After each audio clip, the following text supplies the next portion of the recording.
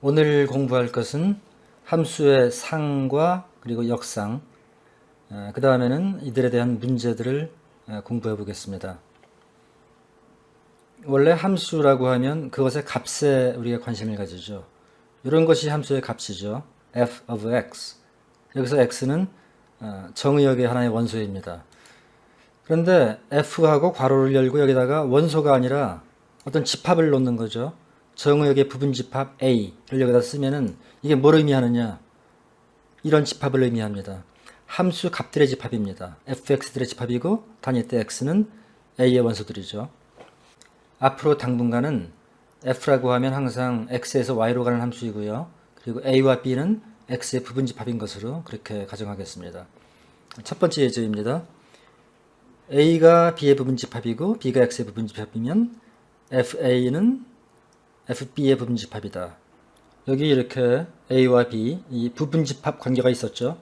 그런데 그 부분집합 관계가 각각 집합의 상을 취해도 아직도 이렇게 살아있거든요. 그래서 이거를 뭐라고 말하냐 하면은 이런 현상을 집합의 부분집합 관계는 함수의 상에 의해서 보존된다. 이렇게 말을 합니다. 영어로는 The subset relation between sets is preserved on the function image. 이렇게 말을 하는 거죠. 그렇게 외우면은 암기하기가 아주 쉽습니다. 그러면 이 증명을 어떻게 하느냐? 먼저 요거를 가정을 해야죠. a가 b의 부분집합이다. 그 다음에 y가 f의 원소라고 가정합니다. 왜 했을까요? 당연하죠. 우리가 보이고자 하는 것은 이 부분집합 관계입니다. 이 관계를 증명하기 위해서는 이 왼쪽에 있는 것의 원소를 하나 받았다 이렇게 가정하는 거죠. 그 다음에 이 y가 이 오른쪽 fb의 원소임을 보이는 거죠.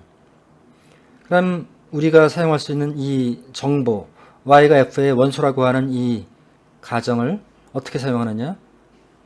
fx equal y인 x를 a의 원소 중에서 취할 수 있습니다. 방금 제가 말씀드린 게 대단히 중요한 건데요. 다시 보겠습니다.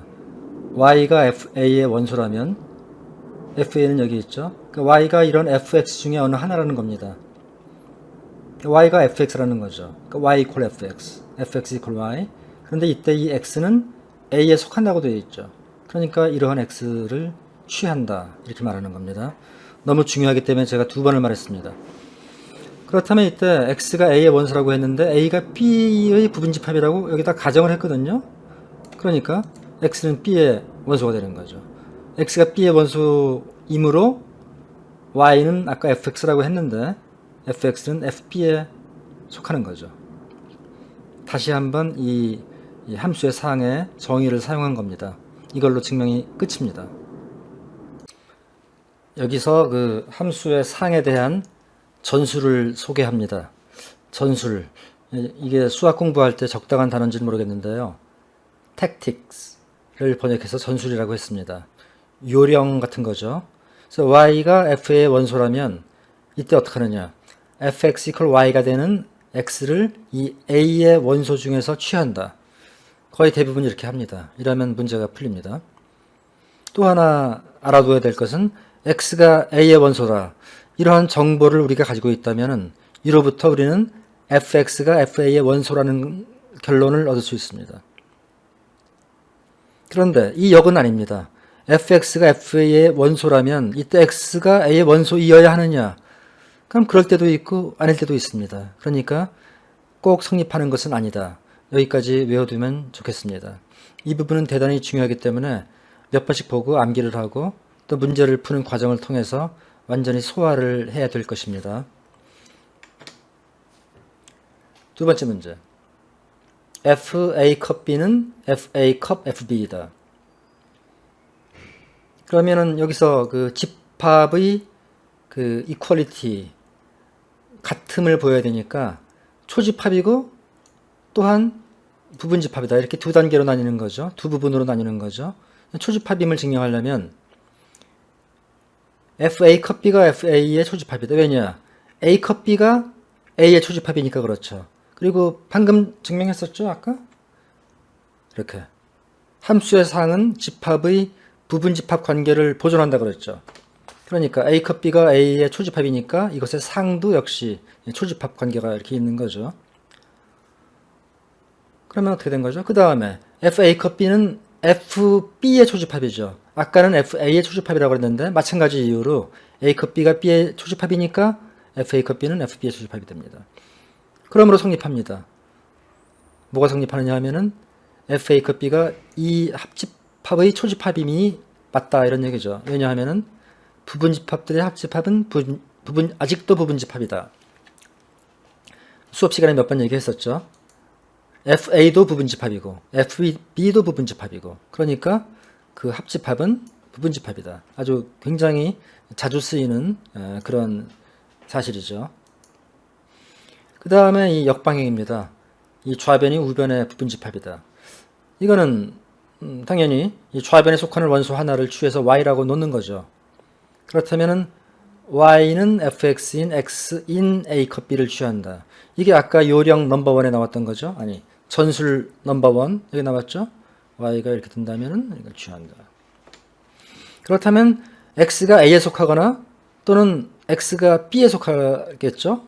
그럼 x가 a에 속하는 경우에 이걸 증명하고 x가 b에 속하는 경우에 또 증명하고 하면 되는 거죠. 그래서 x가 a에 속하면 어떤 일이 벌어지냐 하면은 y는 fa의 원소가 되죠. 이것도 아까 전술 넘버원에 나왔던 얘기죠. x가 a에 속하면 y는 fx는 fa에 속한다. 근데 fa는 fa 컵 fb의 부분집합이죠. fb를 여기다 덧붙인 거죠. 합집합시킨 거니까. 그러니까 된 거죠. y가 이 우변에 속한단 말이죠. 이번에는 x가 b인 경우, x가 a인 경우는 방금 했고, x가 a의 원소인 경우에 대해서는 방금 증명을 했고, x가 b인 경우에 대해서는 똑같은 방법이죠. y가 fb의 원소이니까 또 fb는 fa 컵 fb의 부분집합이니까 결국 우리가 원하는 결론을 얻은 거죠. 그 다음에는 예제 3번입니다. 그 예제 2번과 비교해 보면은 이 컵이 캡으로 바뀐 거죠. 컵이 캡으로 바뀌었습니다. 그런데 이때 중요한 게 그 이퀄이 성립하는 게 아니고 한 방향 이 부분집합만 성립하고 이 초집합 관계는 성립하지 않는 그런 거죠. 증명은 굉장히 간단합니다. 먼저 FA 캡 B가 FA의 부분집합입니다. 왜냐하면 A 캡 B가 A의 부분집합이기 때문에 그리고 함수의 상은 부분집합 관계를 보존하기 때문에 이런 것이 성립하는 거죠. 마찬가지로 이것도 성립합니다. 그러면 거의 끝난 거죠. FA도 이것의 초집합이고 FB도 이것의 초집합이니까 초집합들의 교집합은 초집합. 즉 FA와 FB 둘 다 초집합인데 교집합을 시켜도 아직도 초집합이라는 얘기죠. 그래서 아주 간단하게 끝납니다.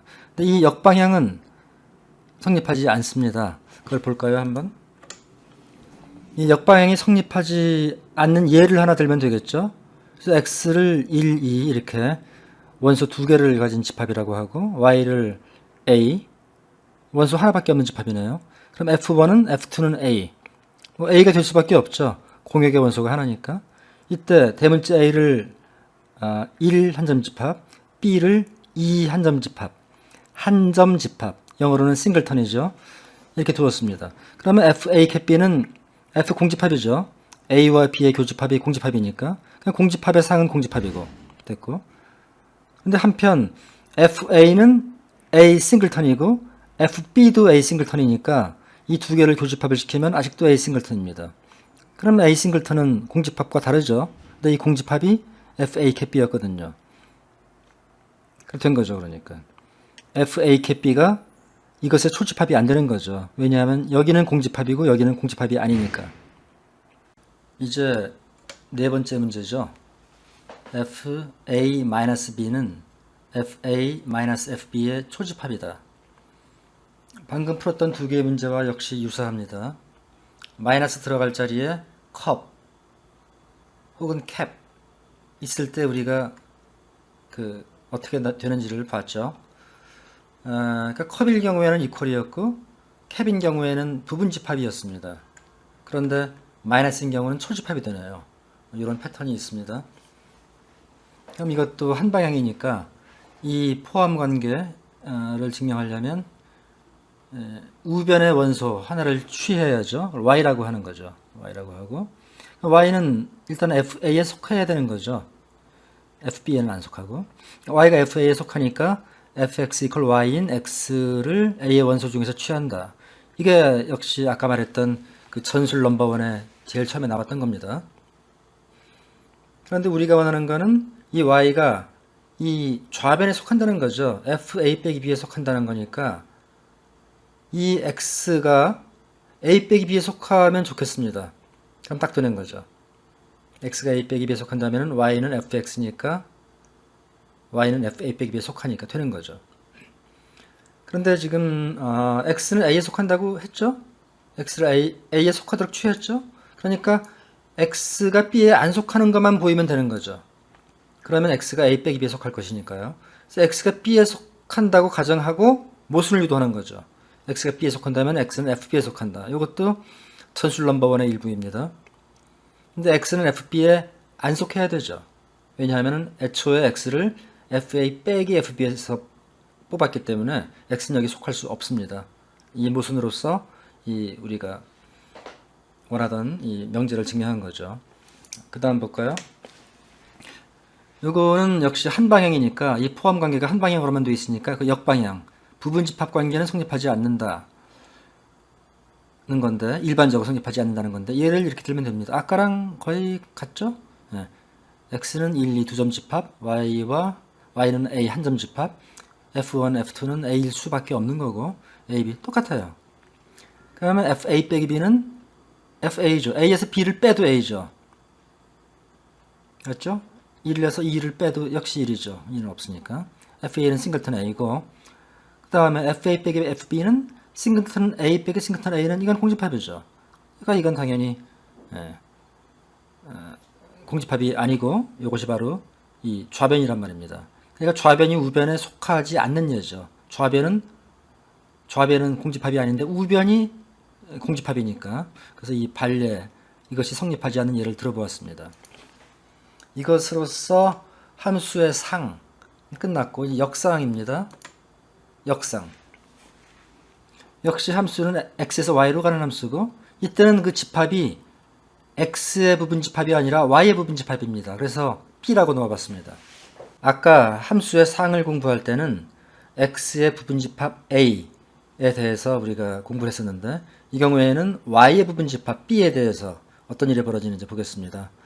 b의 f에 의한 역상, 즉 inverse image입니다. inverse image는 이렇게 정의됩니다.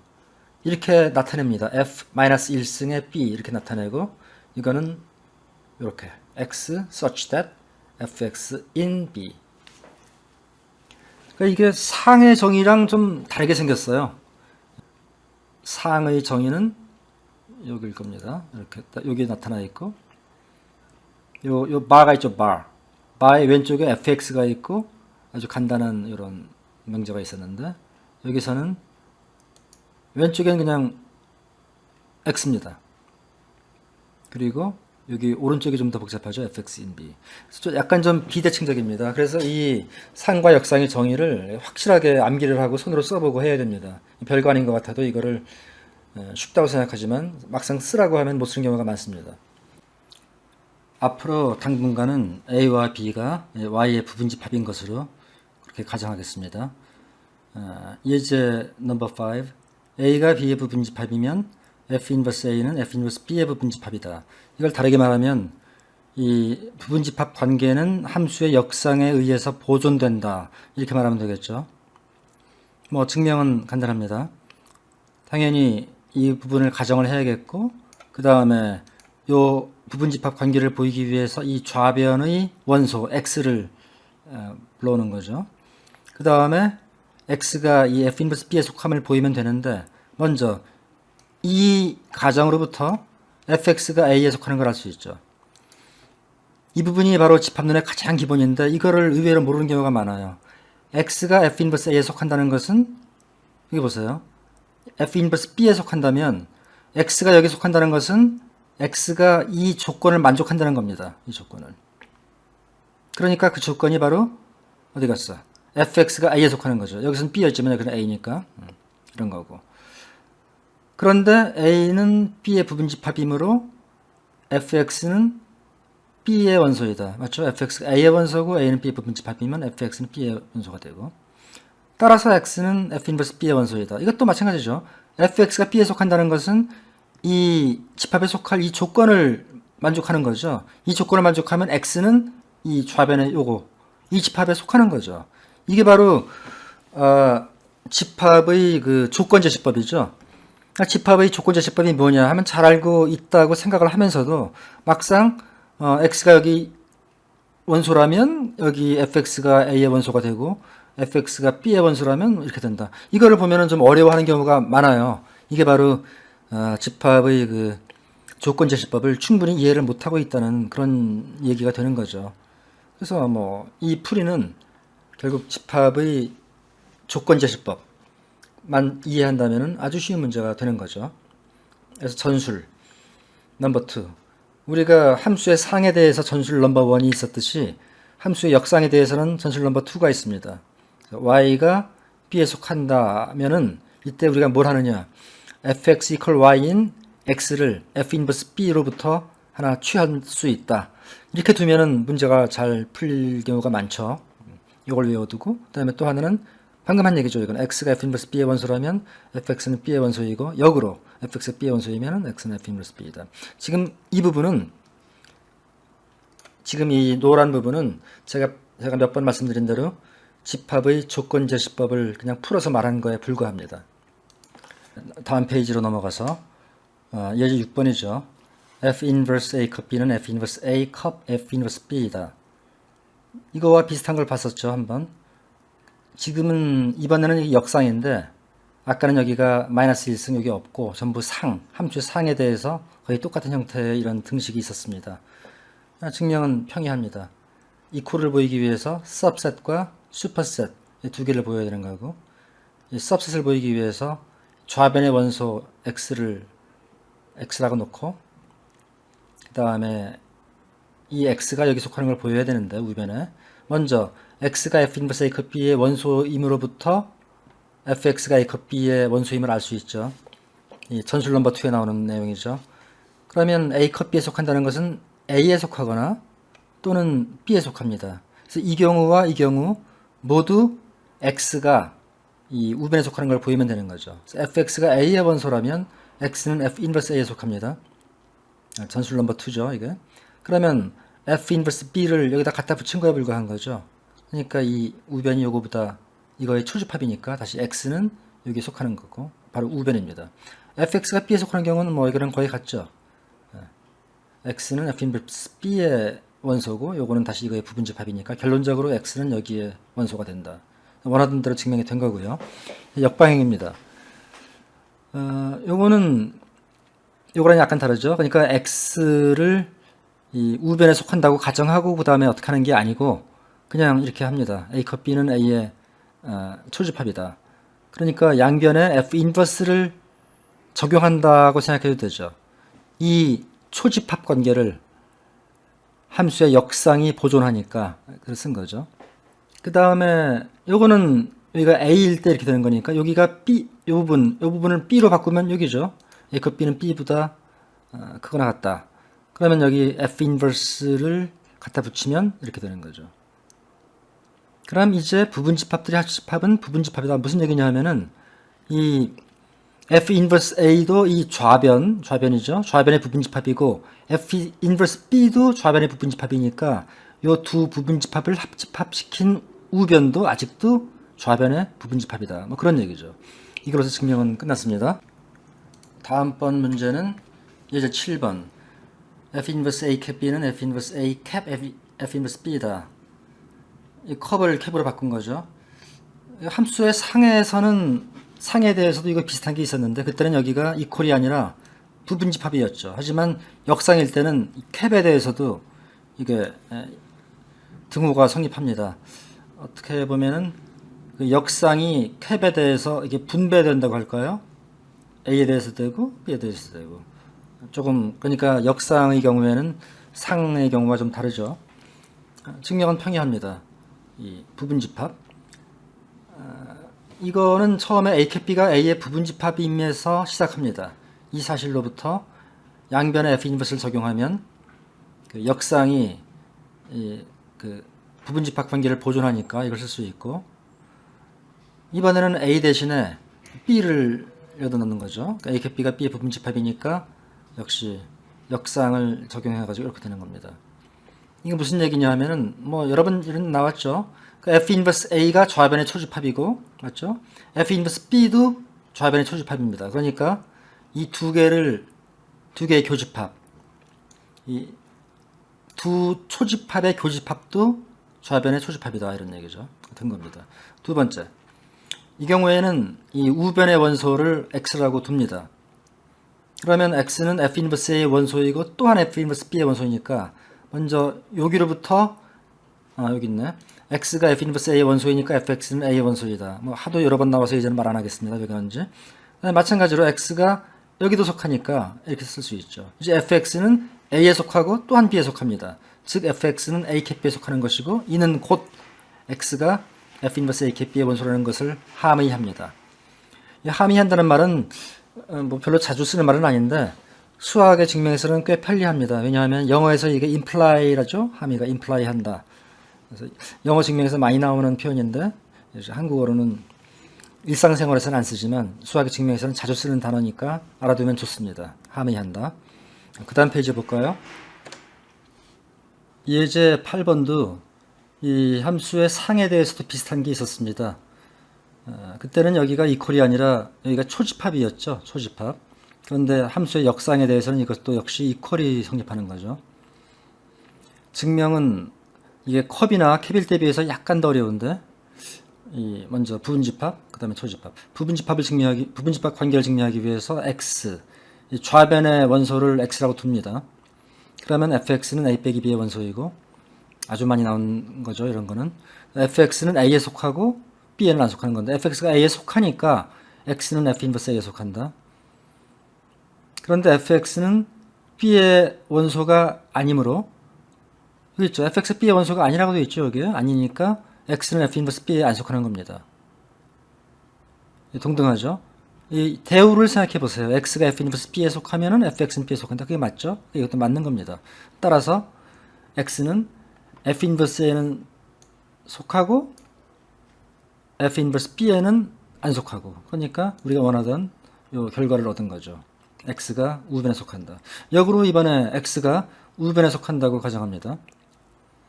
그러면 x는 일단 f 인버스 a에 속하는 거죠. 그러니까 fx는 a의 원소가 되는 거고, 수없이 많이 나온 거죠, 이거는.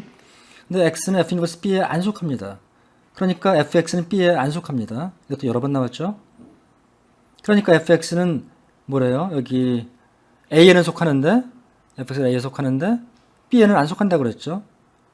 이렇게 쓰면 되죠. a 빼기 b에 속한다는 거죠, 이게 바로. 그러니까 이거로부터 역시 x는 f 인버스 a 마이너스 b에 속한다 된 거죠. 다들 아주 평이합니다. 그 전술 넘버 2를 계속 반복 적용하는 거죠. 그 다음에 예제 넘버 9번. 지금까지는 A, B가 둘 다 X의 부분집합이거나 또는 A, B가 둘 다 Y의 부분집합이었는데, 이번에는 하나는 X의 부분집합, 하나는 Y의 부분집합, 이렇게 조금 다릅니다. 이때 FA가 B의 부분집합이라는 것은 A가 F 인버스 B의 부분집합이라는 것과 동등하다. 증명은 역시 평이합니다. 이쪽 방향, 그러니까 좌변을 가정하고 이걸 증명하는 거죠. 그래서 좌변 fx subset b를 가정하고 x가 a의 원소임을 또 가정합니다. 왜 가정했을까요? 그 다음에 우리가 x가 f 인버스 b에 속함을 보이려고 하는 것이죠. 일단 x가 a의 원소니까 fx는 fa의 원소고, 요거는 전술 넘버 1이죠. fa는 b의 원소라고 여기 가정했죠. 그러니까 fx는 b의 원소입니다. fx가 b의 원소라면 전술 넘버 2에 의해서 x는 f 인버스 b의 원소입니다. 한 방향은 끝난 겁니다. 이제 역방향이죠. 역방향. 이 우변을 가정했죠. 그다음에 y가 fa의 원소임을 가정합니다. 왜 그랬냐 하면 그 다음에 y가 b의 원소임을 보이기 위한 것이겠죠. 아까는 x라고 했는데 이번에 y라고 한 이유는 알죠. 왜냐하면 x는 어차피 그 정의역의 원소니까 x라고 한 거고, 요 소문자 y는 공역의 원소를 나타내기 때문에 소문자 y를 쓴 겁니다. 여기까지 가정했고, 그 그러면은 이때 이 전술 넘버 1이죠. fx equal y인 x를 a의 원소로 취하는 거죠.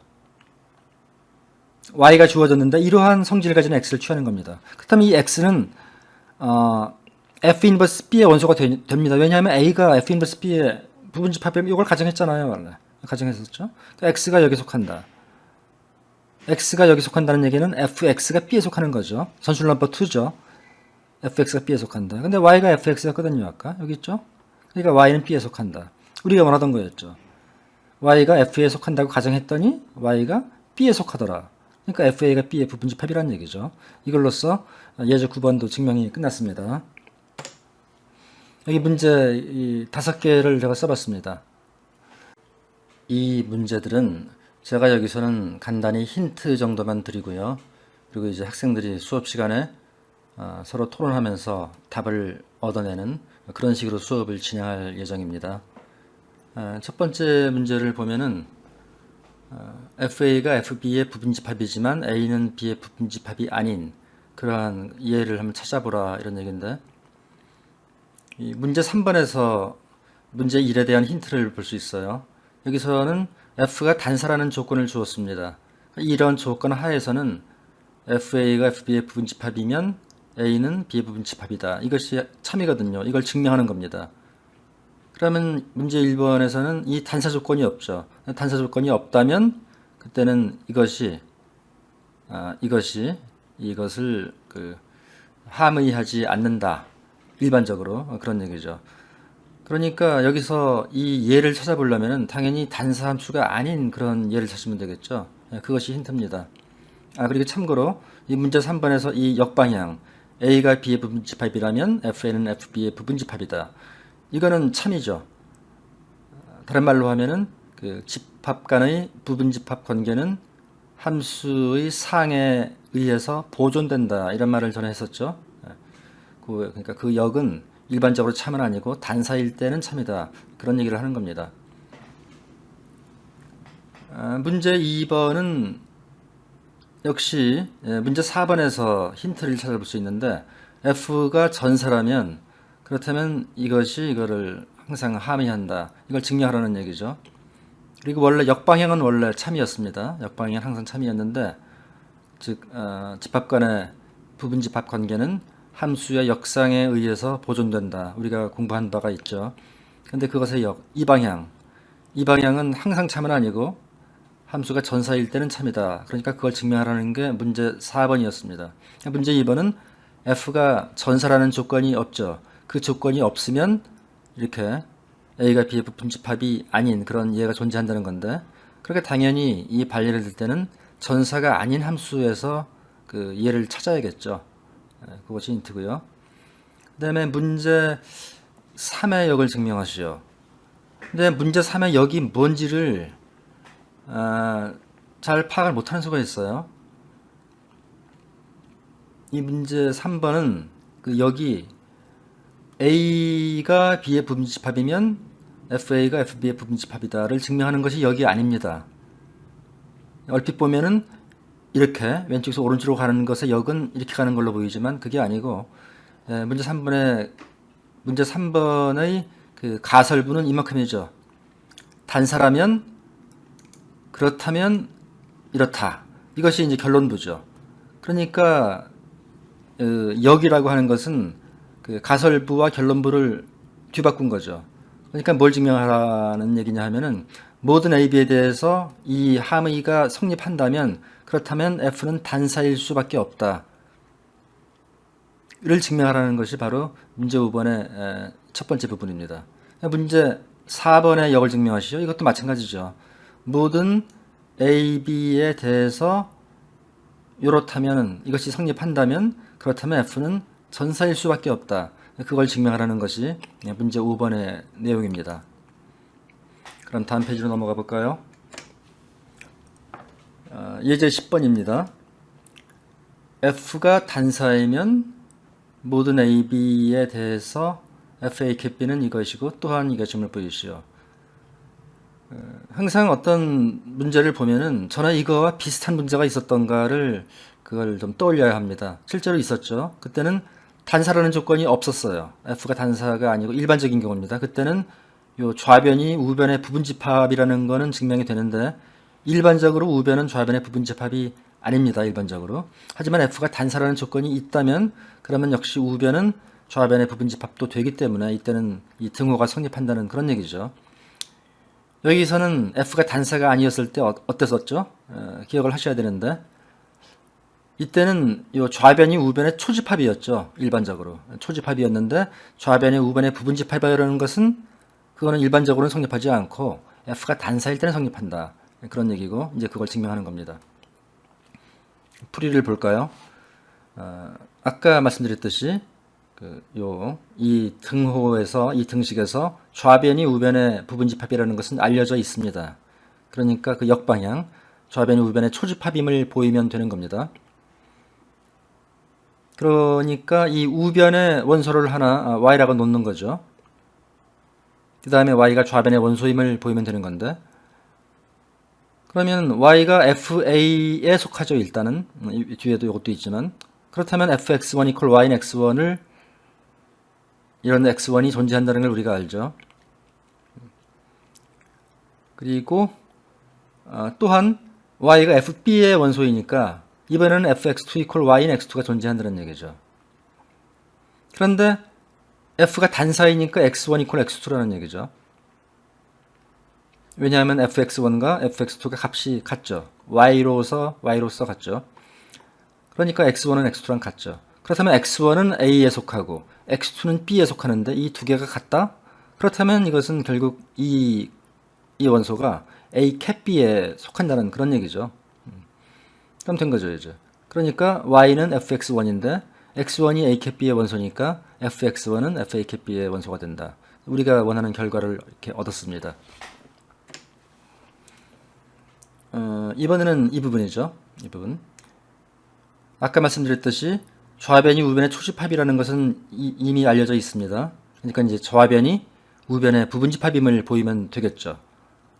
그러니까 좌변의 원소를 하나 y라고 두고 그 다음에 이 y가 우변에 속하는 걸 보여야 되는데 이 조건을 사용하기 위해서 이 가정을 사용하기 위해서 fx equal y인 x를 이 a 빼기 b에서 취할 수 있는 거죠. 전술 넘버 1.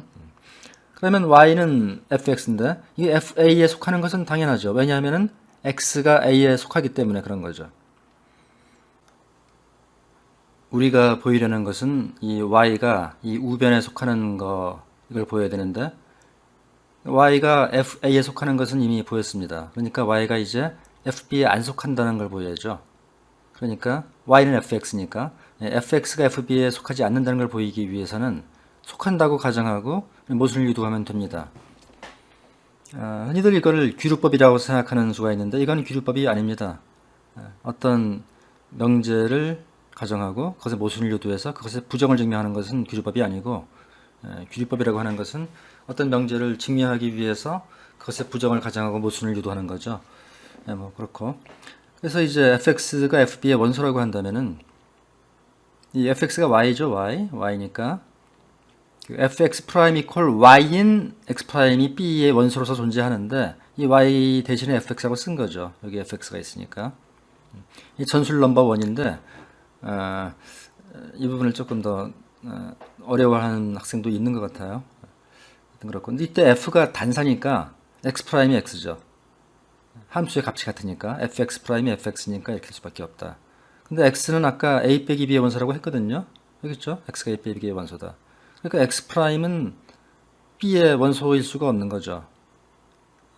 x 프라임이 x랑 같은데 x는 b에 안 속하니까. 근데 지금 x 프라임이 b에 속한다고 했네요. 여기 모순이죠. 그럼 다 된 겁니다. 이걸로써. 그럼 이제 또 다음 페이지로 넘어가 볼까요? 이 문제는 그 f 인버스 fa가 a의 초집합이다. 그러니까 이게 f 인버스와 f는 여기서 상과 역상은 서로 어떤 역관계라고 할까요? 그러니까 이게 equal a가 될 듯도 싶은데 사실 equal은 안 되고 초집합은 된다 이런 얘기죠. 초집합은 된다. 그걸 증명하는 겁니다. 그러면 이런 포함 관계를 증명하려면 당연히 일단 우변에 속하는 원소 하나를 x라고 두고 이 x가 좌변에 속한다. 즉 이거를 이 부분을 보이면 되는 거죠. x가 a의 원소이면 당연히 fx는 fa의 원소가 됩니다. 전술 1에 의한 거고. 그러면 fx가 fa의 원소라는 것으로부터 이게 또 금방 나옵니다. 여기 약간 더 어려워 보일 수도 있는데 전술 넘버 2니까 한번 클릭하시면 다 가서 볼 수 있습니다. 뭐 가서 볼까요? 이렇게 클릭을 하면 이렇게 전술 넘버 2가 있죠. 여기서 보면은 어디 갔어? fx가 b의 원소면 이 x는 f 인버스 b의 원소이다. 그렇죠? 바로 요건데 이게 지금 여기서는 fx가 b, 그러니까 b 대신에 fa가 여기 있는 겁니다. fx가 b의 원소면 x는 f 인버스 b의 원소이다. 근데 b 대신에 fa가 있으니까 딱 맞는 거죠. 이것이 정확히 우리가 원했던 바로 그것입니다. 증명이 된 거죠.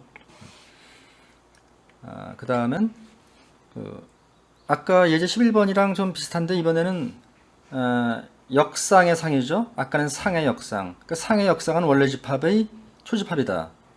역상의 상은 원래 집합의 부분 집합이다. 뭐 이런 얘기인데. 그럼 당연히 이걸 증명하려면 먼저 좌변의 원소 하나를 y라고 두는 거죠. 그러면은 fx equal y인 x가 이 안에 존재하는 거죠. 그게 바로 전술 넘버 1이죠. 그러니까 x가 f 인버스 b에 속한다는 얘기는 곧 fx가 b에 속한다는 거죠.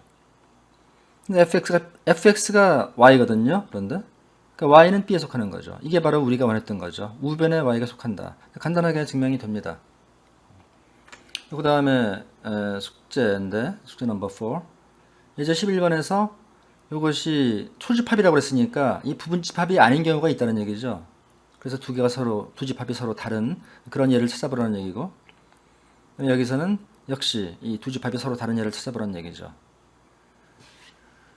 이것도 뭐 단사, 전사 뭐 이런 거 생각하면 될 겁니다. 첫 번째 거는 아마 f가 단사가 아닌 경우에 이렇게 될 것이고, 두 번째 거는 전사가 아닌 경우에 이런 예를 찾을 수 있을 겁니다. 이렇게 하고 다음으로 또 넘어가면 여기 있네요. f가 단사함수라면 이렇게 상의 역상은 자기 자신과 같다 이런 얘기죠. 뭐 다음 것도 볼까요? 그냥 f가 전사함수라면 그렇다면 역상의 상은 다시 자기 자신이다 이런 얘기죠. 증명 보겠습니다. 앞서 이 초집합임을 보였으므로 좌변이 여기서는 좌변이 부분집합임만 보이면 되는 겁니다.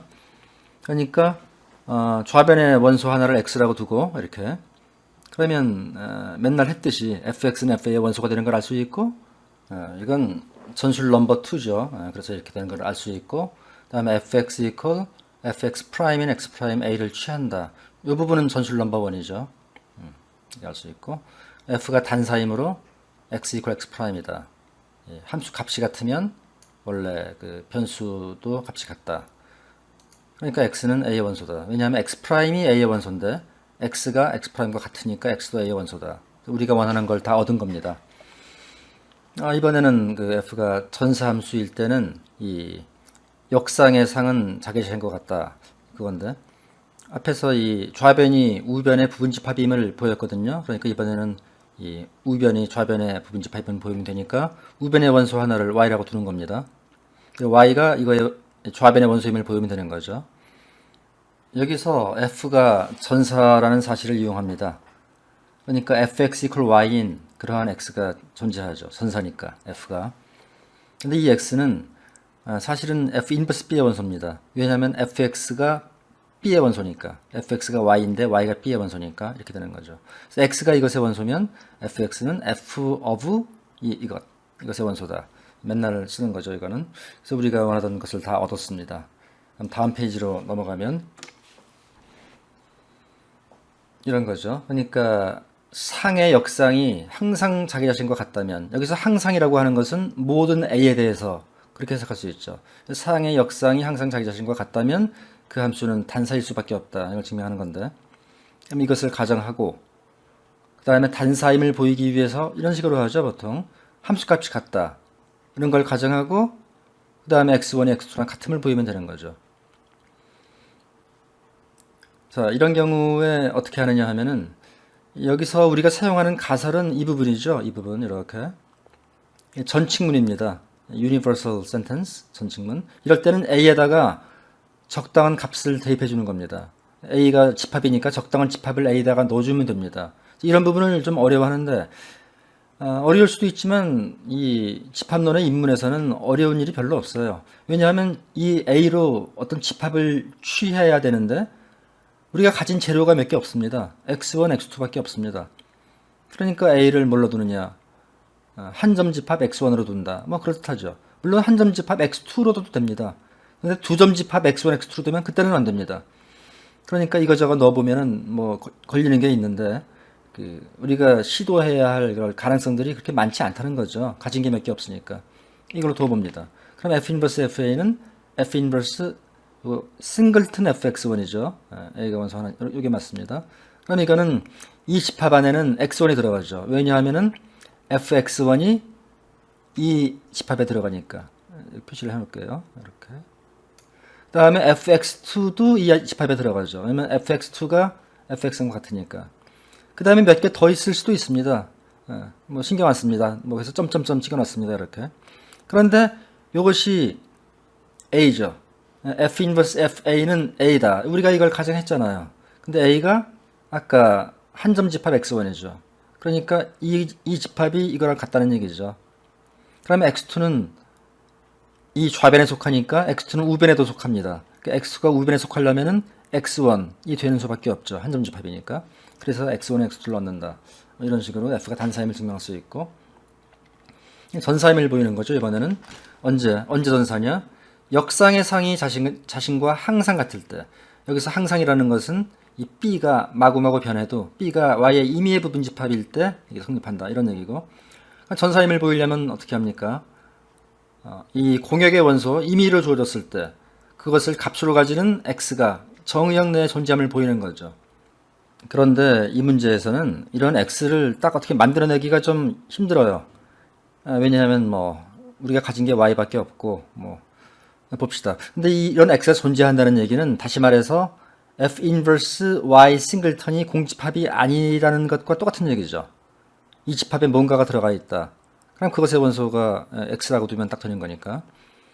그래서 이것이 공집합이 아님을 보이기 위해서는 공집합을 가정하고 모순을 유도하는 겁니다.